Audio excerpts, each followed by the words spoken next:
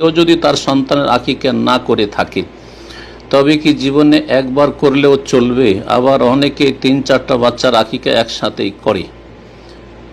সুন্নত হচ্ছে আকিকার ক্ষেত্রে রাসূলুল্লাহ সাল্লাল্লাহু আলাইহি ওয়াসাল্লাম, সাহাবায়ে কেরামদের এবং রাসূলুল্লাহ সাল্লাল্লাহু আলাইহি ওয়াসাল্লামের এই ক্ষেত্রে উক্তিও রয়েছে, ইউযবাহু আনহু ইয়াওমা সাবিহি, সন্তানের পক্ষ থেকে আকিকা 7ম দিনে জবাই করা হবে। রাসূলুল্লাহ সাল্লাল্লাহু আলাইহি ওয়াসাল্লাম আমলও করেছেন এভাবে।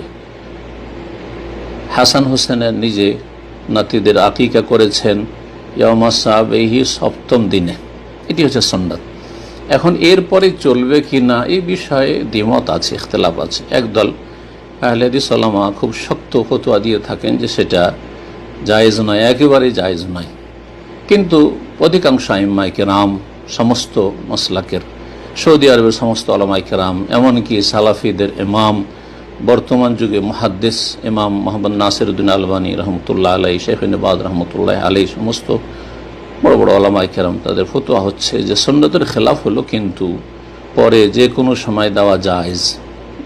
জেনে শুনে ইচ্ছাকৃতভাবে অবহেলায় এইরকম বিলম্ব করবেন না, কিন্তু অজ্ঞতাবশত জানতেন না মাসলা, অথবা আর্থিক সচ্ছলতা ছিল না, অথবা যে কোনো কারণে বিলম্ব হয়ে গেছে, এখন যে কোনো সময় আকিকা দিয়ে নেন, ইনশাআল্লাহ তাআলা আকিকা হয়ে যাবে। আকিকা সম্পর্কে 14 আর 21 যে হাদিসগুলি রয়েছে সেই হাদিসগুলো যঈফ, সুতরাং 14 আর 21 হোক, সময় নির্ধারণের কোনো প্রয়োজন নেই। 7ম দিন পার হয়ে গেলে যেটা উত্তম সুন্নাত সেটা ছুটে গেল, কিন্তু আপনি আকিকা করতে পারবেন, যে কোনো দিনে আকিকা করে ফেলেন।